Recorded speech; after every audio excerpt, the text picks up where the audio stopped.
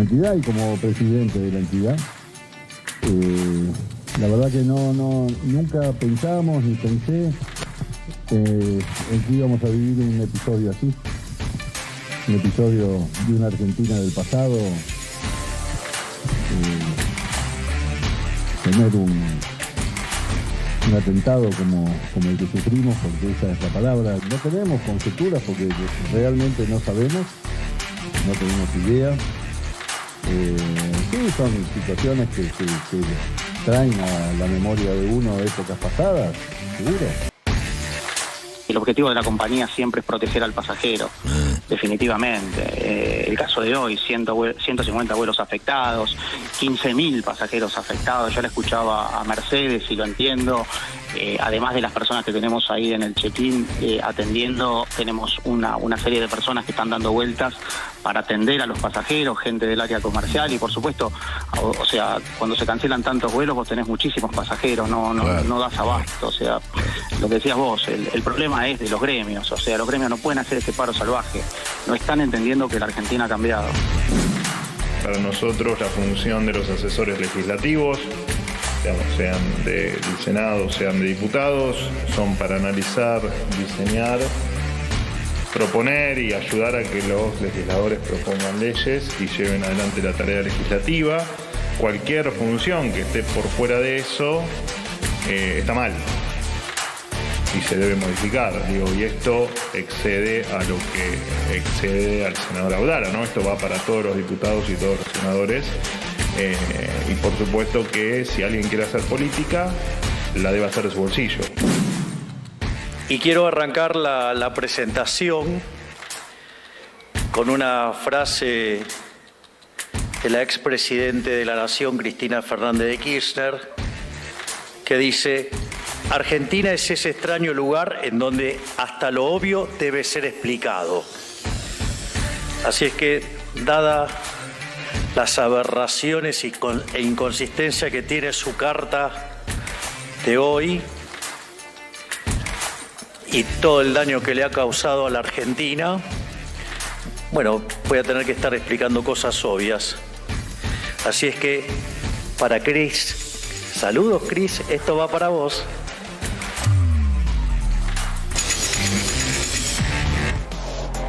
Muy buenas noches a todos, bienvenidos a MMC. Ahí lo veían al presidente Javier Milei, que se lo nota muy relajado, muy distendido, porque toma aire cada vez que aparece o reaparece la expresidenta y exvicepresidenta Cristina Fernández de Kirchner. Y la verdad que de alguna manera se entretienen en las redes sociales. Hay ahí, si se quiere, una cuestión discursiva donde cada uno le habla a su propia militancia digital, a sus propias hinchadas. Ideológicamente, obviamente, como no están en el fondo cuestiones más complicadas que se cruzaban entre Cristina Fernández de Kirchner y Macri, quién iba preso, por ejemplo, o las causas de corrupción o las prisiones preventivas, esto es mucho más agradable, si se quiere, tanto para Milei como para Cristina Fernández de Kirchner. Y fíjense, ¿no? Esto empezó con un documento de la ex presidenta y vicepresidenta, que extrañamente, todos dicen si hay algo en lo cual no es un fuerte de Cristina Fernández de Kirchner, es la economía, porque gobernó 8 años en su primer gobierno, una situación inmejorable en términos de reservas y demás, y terminó como terminó, dejándole el gobierno a Macri. Y después tuvo una revancha con Alberto Fernández y terminó como terminó, la emergencia de Javier Milei, que el propio Milei dice: yo jamás podría haber sido presidente si no hubiese ocurrido lo que ocurrió con el gobierno anterior. Y sin embargo, Cristina Fernández de Kirchner insiste en tratar de explicar desde el púlpito, vamos a ver quién es su profesor particular, la economía bimonetaria, ¿no? Como si la economía bimonetaria fuera una causa y no una consecuencia de los desmanejos económicos de las últimas décadas. Incluyendo los dos gobiernos de Cristina Fernández de Kirchner, el gobierno de Mauricio Macri y el gobierno de Alberto Fernández, ¿no? Entonces, publicó este documento, es la economía bimonetaria estúpido, no le refiere estúpido a Milei, sino es una frase de la campaña, un asesor de campaña cuando Clinton corría para la presidencia en los Estados Unidos, aporta un debate argentino y ahí, desde el punto de vista económico, si uno dice cuál es la autocrítica de Cristina Fernández de Kirchner, y bueno, la autocrítica en realidad es una crítica. Ella dice que se llegó a esta situación porque el gobierno de Alberto Fernández cerró un acuerdo con el Fondo Monetario, al cual ella se opuso, es decir, le tira todas las críticas arriba de Martín Guzmán, el primer ministro de Economía de Alberto Fernández. Otros dicen, bueno, Martín Guzmán trataba de organizar mínimamente la economía y cuando después de estar 1 año y medio negociando en el Fondo Monetario consiguen ese acuerdo, se lo boicotea el kirchnerismo. Pero más allá de eso, es poco lo que uno puede resaltar desde el punto de vista económico visto de Cristina Fernández de Kirchner. Sí hay en el documento algunas cosas interesantes respecto a autocríticas. Hay una crítica muy fuerte a la privatización de los planes sociales en manos del movimiento Evita. Cristina reconoce que se dejó en manos de las organizaciones sociales la administración de los planes sociales y que eso significó un desmanejo total, clientelismo político y además enemistarse con la clase media. Y después reconoce otras cosas, por ejemplo, el tema del rol de los gremios docentes en momentos en que los sectores más humildes, la base electoral del peronismo, lo único que pedía es que mantengan abiertas las escuelas para poder ir a trabajar. Y Cristina ahí reconoce un mensaje ahí para los gremios docentes respecto a que eso no lo supieron manejar.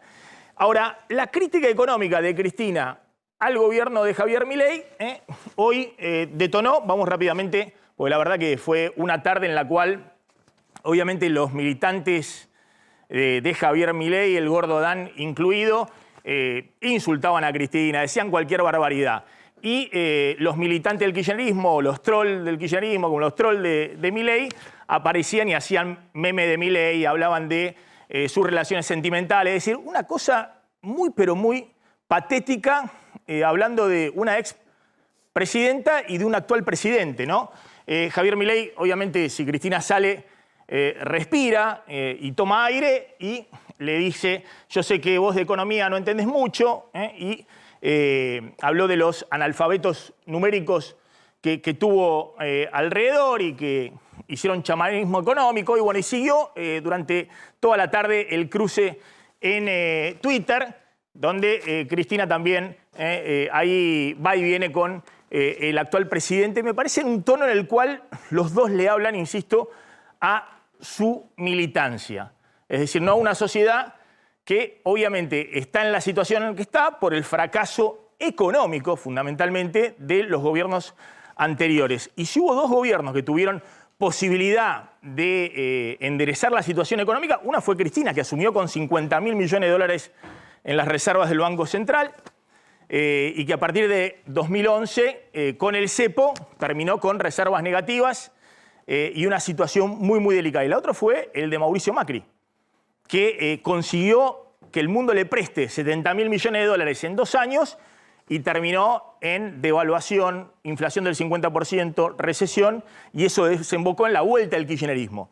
Y esa vuelta del kirchnerismo, ahora Cristina dice, y no se hace cargo del gobierno de Alberto Fernández, pero también fue un desmanejo absoluto desde el punto de vista económico y desembocó en Javier Milei. Bueno, esto decía hace un ratito en el IAF, en el Instituto Argentino de Ejecutivos de Finanzas, Milei, después de que Cristina le dejara servida la discusión sobre la marcha de la economía.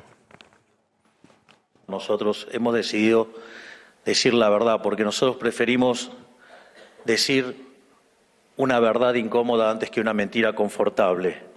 Así es que, digamos, por lo menos, señora, si quiere hacer críticas, empiece haciendo una autocrítica que le está costando bastante caro al país, que es por haber mentido los números, o los desastres que hicieron, por ejemplo, con el caso de YPF, que también nos va a costar carísimo a todos los argentinos. Bueno, ahí está Milei. Hay otro fragmento, digamos, de Milei en el ida y vuelta, bueno, diciendo así, el segundo gobierno de Cristina dibujó todos los números del INDEC. El gobierno de Alberto Fernández no dibujó los números porque mantuvo la conducción del INDEC que había regularizado Mauricio Macri, pero hizo un desastre desde el punto de vista económico. E insisto, la emergencia de Milei, salvo que Cristina piense que Milei llegó donde está por los medios hegemónicos, pues fue una construcción mediática, cosa que nadie puede imaginar eso, sino que llegó donde está por el desastre económico fundamentalmente de las administraciones anteriores. Lo que pasa es que, claro, Cristina no se hace cargo del gobierno de Alberto Fernández. Esto decía también Milei hace instantes. Y quiero arrancar la presentación con una frase de la expresidente de la Nación, Cristina Fernández de Kirchner, que dice: Argentina es ese extraño lugar en donde hasta lo obvio debe ser explicado. Así es que, dada las aberraciones e inconsistencia que tiene su carta de hoy y todo el daño que le ha causado a la Argentina, bueno, voy a tener que estar explicando cosas obvias.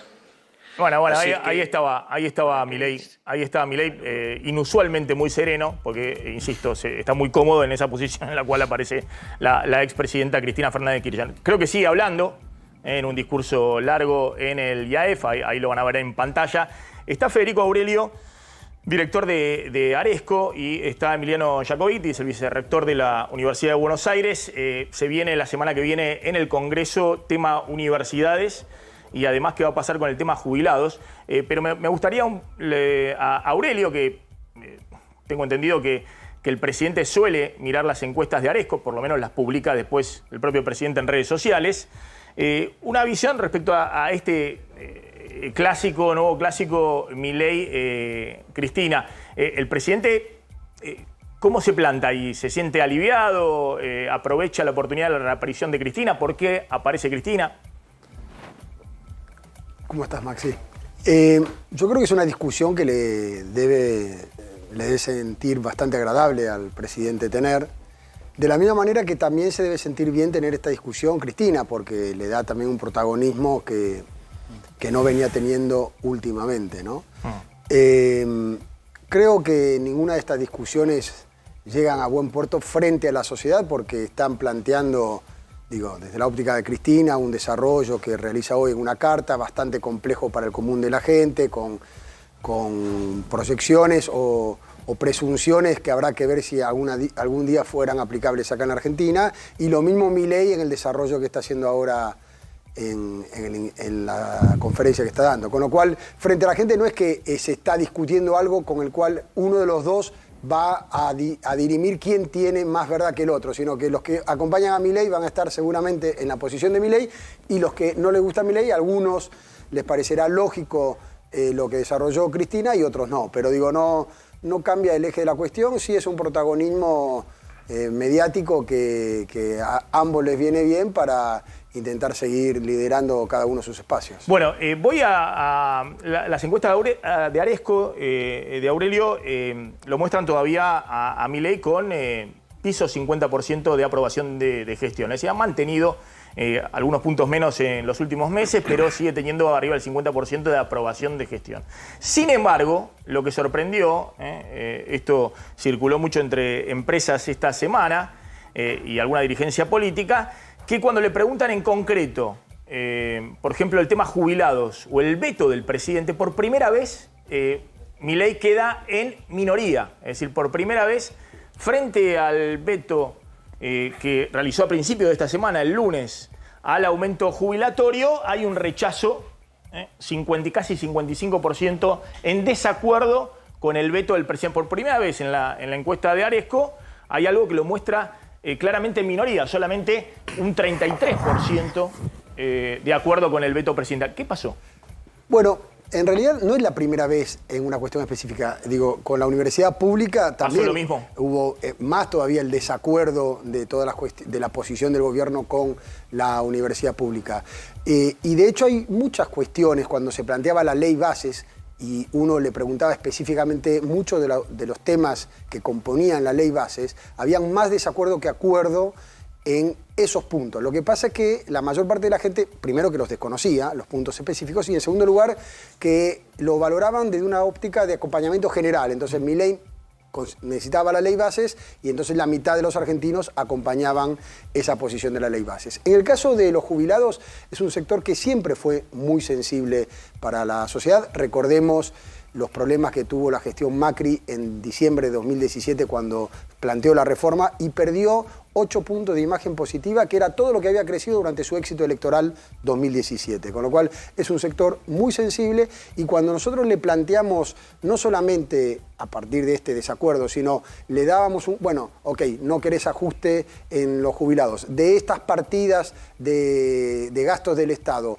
¿cuál consideras que debiera ajustarse, presumiendo de que hay que buscar un ajuste del Estado y para reducir el déficit fiscal?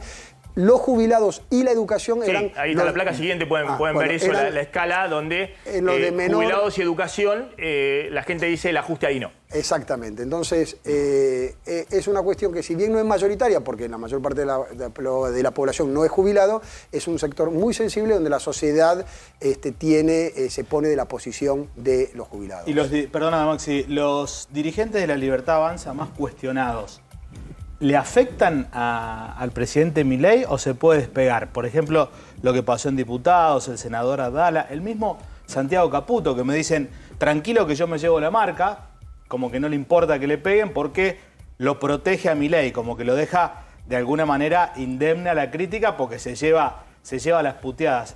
¿Puede salir Milei de esos cuestionamientos son temas que la mayor parte de la gente los desconoce. Bueno, pero hacen a la dinámica política. Son cuestiones de microclima, de círculo rojo. En la política tendrá alguna incidencia. Sí. Te digo un ejemplo. El tema Lijo se viene discutiendo hace meses con bastante intensidad comunicacional. 3 de cada 4 argentinos no lo conocen. Claro. Mirá vos. No es tema de agenda. No es un tema jubilado, sí tema universidad. Eso sí, porque eso es afectación a la sociedad, al día a día de la gente. Ahí sí que se incorpora la gente y dice, bueno, a ver, esto me conviene, no me conviene. Bueno, y ahí emite una valoración. Retomo el tema, Cristina. Cristina reaparece, ¿y cuánto tiene hoy? La encuesta de Aresco generó mucho ruido esta semana también, porque dice que Macri se quedó con 10% del votante nada más. Que el PRO hoy es 10% de los votos. Bueno, no es que se quedó, digo, lo que nosotros hacemos en algunos Está diciendo que Macri está palo a palo con Miriam Bregman, digamos, en términos para ponerlo en esos términos, en términos de caudal electoral. No, esa es una lectura. Yo te diría, Mauricio Macri tiene los puntos que consideremos 10 puntos, 12 puntos, 9 puntos, que necesita Milei para ganar el año que viene. Digo, es otra lectura, es decir, ¿son muchos menos que los que tiene Milei? Sí, pero si vos el espacio no peronista está unido, donde incluye a Macri junto a Milei, no tuviera los 10 puntos, 11 que pueda tener Macri, puede perder la elección del año que viene. Ahora retomo el tema del enfrentamiento de Milei. Hasta ahora era cómodo con el Congreso porque era la casta, la representación de la casta. Pero el Congreso, y ahora vamos a hablar con Jacobiti, bueno, está poniendo temas en agenda en los cuales Milei está en minoría. Uno es jubilado y el otro universidades, que se viene fuerte la semana que viene. Entonces, ¿qué puede pasar con eso la semana que viene en la Cámara de Senadores? En este caso, el tema de universidades. Pero me está llamando Diego de Nicolás desde el móvil. En Aeroparque hoy hubo paro de aeronáuticos por la mañana. Diego, ¿qué está pasando a esta hora? ¿Cómo estás, Maxi? Buenas noches. Y poco a poco el Aeroparque Metropolitano empieza a tener normalidad. De hecho, una vez que pasaron las 9 horas de paro, que básicamente se concentraron en la mañana y las primeras horas de la tarde, luego ya se fue retomando la actividad. Pero claro, esto dejó un problema en cascada con todos aquellos pasajeros que no pudieron viajar en los momentos en los que tenían sus pasajes programados. Entonces, fueron necesarias reprogramaciones de vuelo y también reprogramaciones de pasajes. Más o menos 185 vuelos fueron reprogramados. Imagínate la cantidad de pasajeros que quedaron sin poder subir a estos aviones. ¿Y qué hicieron los pasajeros? Bueno, algunos trataron de devolver los pasajes, otros trataron de cambiarlos y otros decidieron perderlos y sacar pasajes en otras compañías. La realidad es que aquellos que cambiaron los pasajes, algunos fueron reprogramados para la tarde, otros para los días posteriores, pero no todo el mundo tenía esta posibilidad. Así que ese es en resumen, Maxi, luego de una jornada caótica en Aeroparque a raíz de esta medida de fuerza en Aerolíneas Argentinas, ahora ya poco a poco va retomando la normalidad en lo que es vuelos, pero claro, los pasajeros todavía con estas demoras y reprogramaciones. Bien, gracias, Diego. A ver un poquito de Milei en Mendoza, en el Instituto Argentino de Ejecutivos de Finanzas. Working capital. Y si necesitan working capital, ¿qué van a hacer? ¿Se van a endeudar o van a salir del money market? Cuando salen del money market para demandar working capital, que es demanda de dinero, ustedes empiezan a desarmar ¿qué? Las posiciones remuneradas en los bancos. Y por eso los bancos salen de las posiciones remuneradas y que piden caja. Entonces, eso está generando que la demanda de dinero lleve a la base monetaria tradicional a la base monetaria amplia. Entonces, ¿cuál es el gran riesgo? Entonces acá es que nosotros hemos dejado constante... Ahí está Milei explicándole todo el tema de la base monetaria amplia, el consenso en el Fondo Monetario, en los economistas y en todo el mundo es que en algún momento tienen que aparecer los dólares.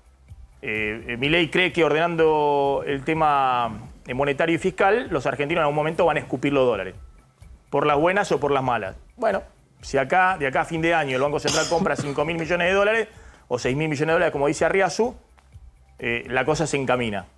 Si el Banco Central sigue perdiendo reserva, la cosa se complica. Así de fácil. Entonces Milei está explicándole, tratando de evangelizar a los empresarios que pongan los dólares, que inviertan. Y por ahora los dólares no aparecen, el Banco Central está con 5.000 millones de dólares de reserva negativa. Y los dólares que se venden son los encajes de los depósitos de los argentinos, como hacía Massa antes y como hacían los gobiernos del kirchnerismo. Es decir, esos son los dólares con cepo que se venden en el mercado cambiario para mantener el dólar para abajo, como hoy cerraron para abajo también los financieros. Le pregunto a Jacobiti, ¿qué pasa con universidades la semana que viene en senadores? Espero que se apruebe la ley, que se ratifique la media sanción del Senado. Yo creo que es bueno que el Congreso empiece a ocupar su rol, ¿no? Un presidente que ante la poca cantidad de representantes que tiene en el Congreso pretende gobernar por decreto. Para nosotros es muy importante que el Congreso empiece a volver a ejercer su rol, digamos, así como lo hizo con jubilados y ahora tiene que hacer el esfuerzo por mantener los 2/3 de los votos para ratificar la baja a ese decreto. Lo mismo tiene que pasar con las universidades. La situación que están viviendo las universidades no se vivió nunca desde el inicio de la democracia hasta ahora. Hoy hay docentes y trabajadores administrativos que por la categoría que tienen no pueden ir a trabajar 5 días a la semana porque no les alcanza la plata para llegar al trabajo. Estás pasando por una situación en la cual un profesor con dedicación exclusiva, un profesor adjunto con dedicación exclusiva que trabaja 40 horas semanales, si no tiene antigüedad cobra 800.000 pesos. ¿Sí? Que se formó toda la vida y que son de las personas más formadas que tiene la Argentina para formar a las futuras generaciones. Ahora vamos a hablar un poquito de números, porque el gobierno dice el Congreso nos quiere boicotear el principal pilar de la política económica, que es el déficit cero. Ahora hablamos un poquito de los números, lo que representa, en todo caso, esta recomposición del presupuesto universitario. ¿Cuáles son los números que se está discutiendo de la universidad? Porque el gobierno dice, quieren boicotear el pilar de la política económica, que es el déficit cero. Mira, el gobierno dice eso y se victimiza. Acá vos creo que hay algo que todos reconocemos, que el gobierno tenía que bajar el déficit, ¿sí? No podía seguir gastando. Tenía distintos caminos. El gobierno eligió un camino de mantener privilegios de los que más tienen e ir contra los jubilados y la educación pública. Y las universidades públicas en particular, por eso es mucho mayor el ajuste en los trabajadores de la universidad y en los profesores universitarios que en el resto de los sectores del Estado. A ver, una comparación básica. El Estado, manteniendo privilegios impositivos, tiene 2,5 puntos después podríamos enumerarlo, pero tiene 2,5 puntos del PBI. Los llamados gastos tributarios, está el régimen especial para Tierra del Fuego. Por ejemplo, un ejemplo básico. Vos bajaste los bienes, las alícuotas a los bienes personales, ¿no?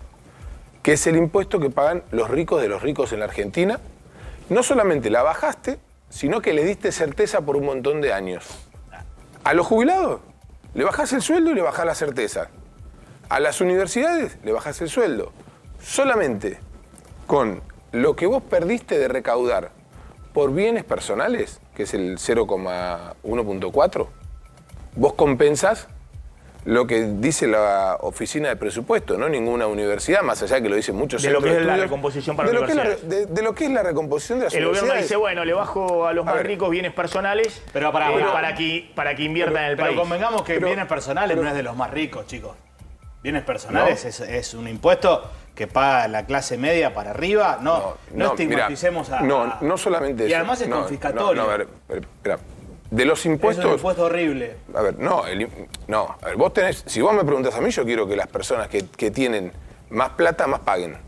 Sí. No solamente es injusto que vos le bajes el impuesto... A ver, es cierto que vos decís, mira, mientras menos impuestos cobre el Estado, siempre es mejor para el resto. Ahora, vos tenés que solventar gastos básicos.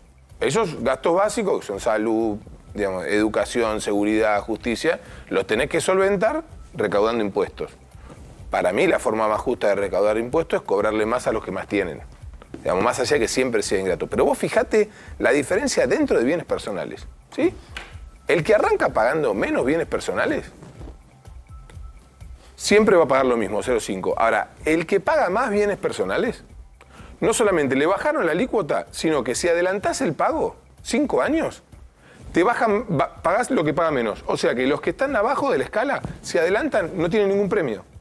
Es todas las políticas tributarias que está llevando adelante este gobierno, si vos te pones a analizarla, benefician... Pero por eso pregunto, el tema de la universidad es, ¿cuánto es 0,1 del PBI? 0,114. Por eso, entre 0,1 y 0,2 del PBI. No es ni siquiera... no es algo... Entre 0,1 muchísimo menos que el régimen de Tierra del Fuego. Digamos, que son regímenes que vos decidís mantener. Pero por eso, a ver, le pregunto, ¿el Estado va a recaudar por los aumentos tarifarios acá a fin de año? Eso porque el Estado va enganchado a cococho de la factura de luz, de gas y demás con IVA y con otros impuestos. Entonces va a recaudar eso. O va a recaudar eso con la suba del impuesto a las ganancias que se dispuso de acá a fin de año. El año que viene va a recaudar bastante más. La pregunta es, ¿a Milei le conviene mantener estos frentes abiertos? Jubilados es otra cosa, porque este año no es tan relevante el gasto, pero el año que viene sí, y el gobierno quiere consolidar el ajuste fiscal. Ahora, ¿el gobierno le conviene abrir un frente, por ejemplo, con el tema universidades, por un ajuste presupuestario muy, pero muy chiquito? Yo veo que Milei tiene un objetivo primordial respecto a todas las otras cuestiones, que es déficit cero. Para eso está teniendo enfrentamientos y va a tener permanentemente enfrentamientos con las distintas cuestiones de ajustes de partidas que impliquen no tener el déficit cero. Entonces, pero hasta ahora esos enfrentamientos le servían, le sumaban. La gente lo veía firme. Vos me estás contando que hay un par de áreas donde si se enfrenta demasiado, no suma. Yo me refería a lo que pienso que puede hacer Milei independientemente de lo que haga la opinión pública. La opinión pública es probable que muchas cuestiones como la de los jubilados, la universidad pública y otras esté en contra. Yo creo que independientemente de que la opinión pública esté en contra, él está convencido. Milei le da prioridad al déficit cero y lo veo dispuesto a enfrentarse con todos los actores que sea necesario para lograr ese objetivo. Yo ahí es donde yo en qué discrepo.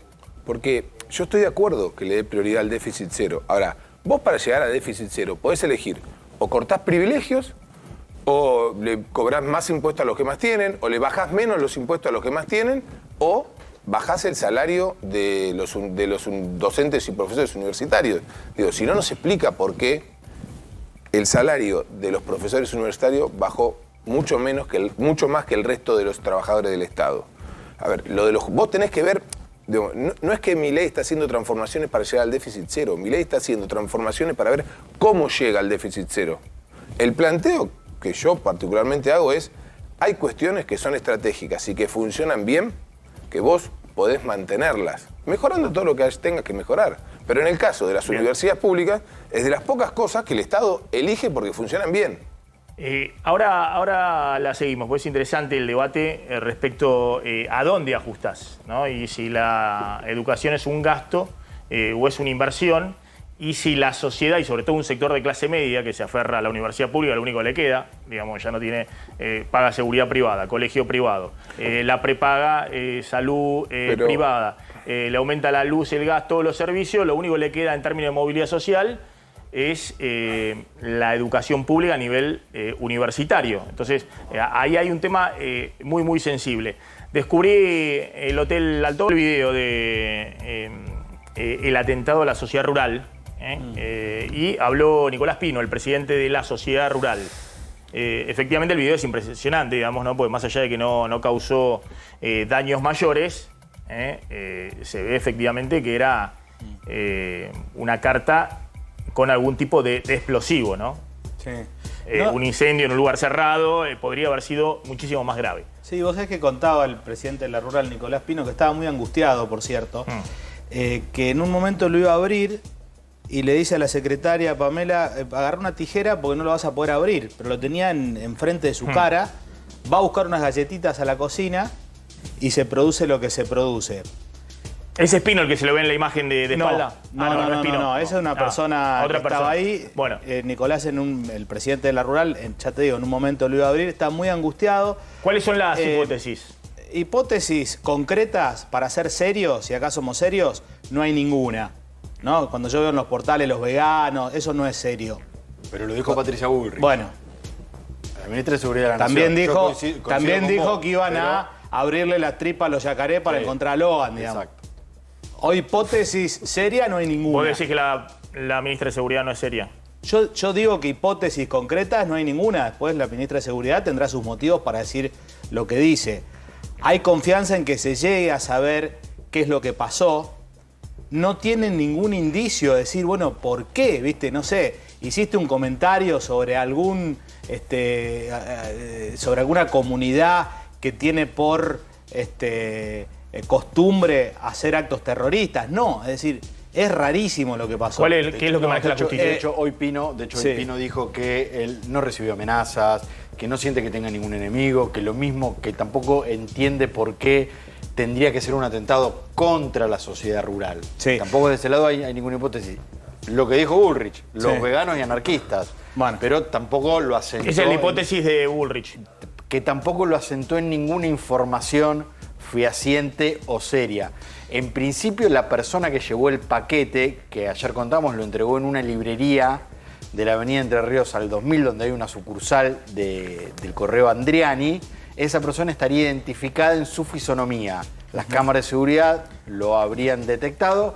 Ahora lo que se está trabajando es a esa persona ponerle una identidad para dar y lograr la detención. Sí, también cambió ya todo su protocolo, digamos, el presidente de la rural. Durante esta época del año tenía muchas exposiciones en el interior que visitaba, por ahí iba con un amigo, iba con algún socio de rural. Bueno, no, le pusieron un protocolo muy estricto. Pará. Bullrich diciendo que tiene... A ver qué dice Bullrich, no quiero anticipar, escuchémosla mejor. En la investigación concreta hay una serie de líneas que tienen que ver con mirar las cámaras, analizar de dónde salió, ya está detectado el lugar de dónde salió, está detectada la persona, aunque quizás todavía no se pueda conocer la identidad. En este año, especialmente en la sociedad rural, hubo acciones muy violentas de sectores anarquistas, extremistas veganos, que hoy inclusive si uno va alrededor del edificio de la rural va a ver que hay carteles muy agresivos, tuvieron situaciones muy agresivas, tirando sangre, generando situaciones violentas dentro del predio de la rural cuando fue la misma exposición. Así que, digamos, en una mirada macro, porque la investigación concreta la lleva a la ciudad, en una mirada macro nosotros estamos siguiendo estas líneas de grupos anarquistas. Bueno, ahí estaba Patricia Bullrich. Vamos a ir a la tanda cuando volvamos. La pregunta es si al gobierno le sigue rindiendo el tema de la casta. ¿Y qué espera la sociedad de Javier Milei? ¿Que le resuelva el problema económico o que siga luchando, entre comillas, contra la casta. ¿Y qué puede pasar la semana que viene en diputados? No solamente el tema universidades, sino también jubilados y el DNU por los fondos de la CIDE que va a ser el Congreso. Tanda y volvemos.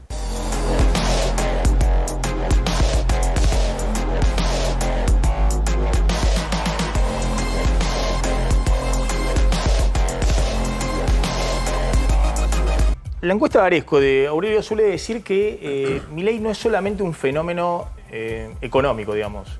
Que no es solamente la gente, porque hoy no ve resultados económicos, tiene esperanza. ¿Qué es además del tema económico? El principal problema de los argentinos, para 2 de cada 3, es la situación económica. Y la expectativa principal de la gestión Milei es que mejore la situación económica. Pero como pocos creen, teniendo en cuenta la gravedad de la crisis, que se va a resolver en el corto plazo, en el tránsito hacia eso te dicen, bueno, el principal motivo por el cual hoy acompaño a Milei es, en primer lugar, porque representa el cambio, esto que vos mencionabas antes del corte, representa la lucha contra la casta. Ese es el primer factor. Y el segundo factor es porque representa la lucha contra la corrupción. Y recién en tercer lugar te aparece que es porque tengo confianza en que va a resolver lo económico. El primer factor es la lucha contra la casta. Sí. Y la pregunta es en el tránsito hacia el objetivo final, que es una Argentina, la expectativa que tienen los que acompañan a Milei de una Argentina mejor, sobre todo desde la óptica económica, ¿no? Bueno, esto dice Aurelio que es una de las principales encuestas que mira a Milei. Ahora, y cuando aparece en ese contexto situaciones como el Capitán Dulce o el senador Abdala, que es el presidente provisional del Senado, dice que tiene 15 asesores, en realidad tiene 20 asesores, y la mayoría están en San Luis porque quiere ser gobernador de San Luis, hacer política, ¿no? Circuló, cuando digo el Capitán Dulce, es un guiño para que muestren el video, no nos vamos a quedar con el video del Capitán Dulce, donde se ve es la casta total, ¿no? Bueno, está bien, pongamos pantalla partida, no hace falta, digamos. Ahí está actuando, esto apareció en las redes, es un video hace dos o tres años. Bueno, ¿cómo impacta en la gente? Por ahora no está impactando porque esa confianza la personalizó Milei en él.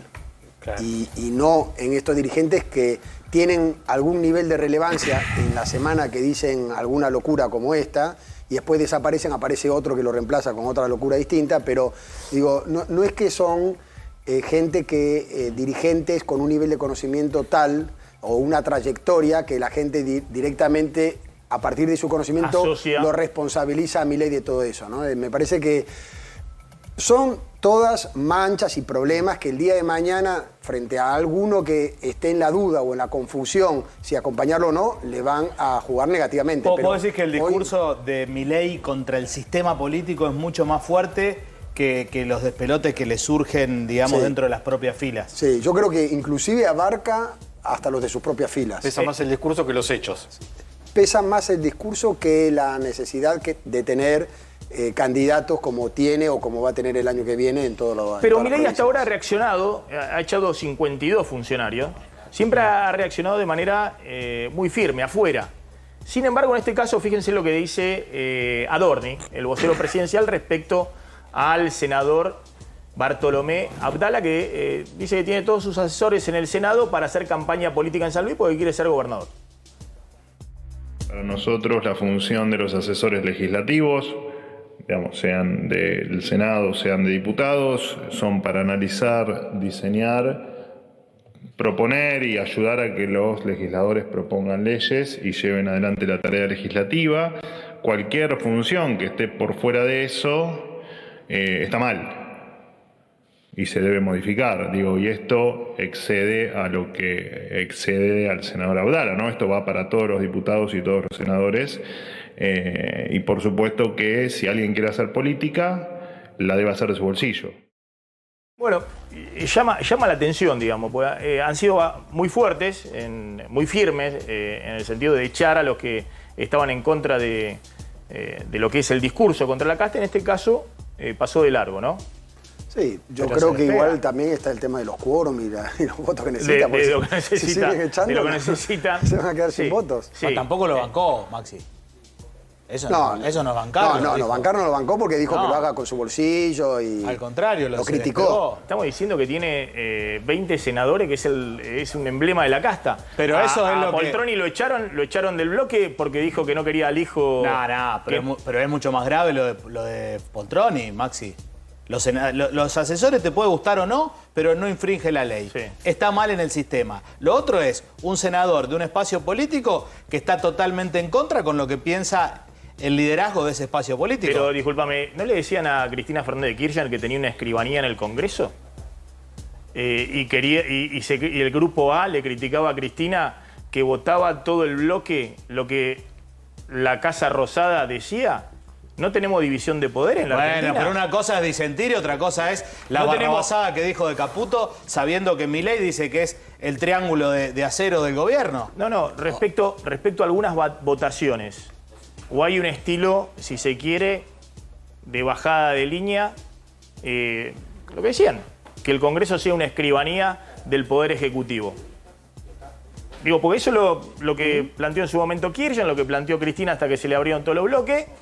Supuestamente no es lo que plantea los libertarios, que dicen al contrario, somos la libertad de opinión, que cada uno tenga sus posiciones. En un orden. Así lo dijo Milei sobre Villarroel en la entrevista que le hicieron el otro día, de que él la había elegido sabiendo que tenía que pensaba distinto en muchas cuestiones y que tenía una personalidad que no se iba que iba a tener la suficiente autonomía como para expresar todo lo que ella quería. Pero a Villarroel no la puede echar de ningún lado, digamos. Que la volvería a elegir, dijo, si no me equivoco. Que la volvería a elegir. ¿Qué pasa la semana que viene entonces en el Congreso, Jacobiti? Está convocada la sesión para el jueves, se convocó... Universidades. Sí, se convocó formalmente, o por lo menos eso vimos ayer en un comunicado que salió del Congreso. Esperamos nosotros que los senadores voten a favor de la ley y que el gobierno no la vete porque va a cometer un error, o por lo menos a mi manera de ver va a cometer un error, porque la sociedad le está dando un crédito al gobierno en las cosas que cree que hace bien para llegar a ese déficit cero, ¿no? Las cosas que cree que hay que cortar, que por eso lo eligió. Ejemplo más claro, lo que pasa con los movimientos sociales. Este gobierno hizo una gran transformación, que hasta la reconoce Cristina recién cuando lo veía, que es que le sacó la posibilidad de dar de baja a los beneficiarios, a los movimientos sociales, que era como algo paraestatal. Era como privatizar, cosa el manejo de la que política. Durante los 4 años del gobierno de Macri, no solamente no se sacó, sino que se exponenció la cantidad de plata que tenían. Digo, este gobierno dio peleas que eran tabú, que se suponía, no, si vos haces eso, se te prende todo fuego. Bueno, lo hizo y no pasó nada.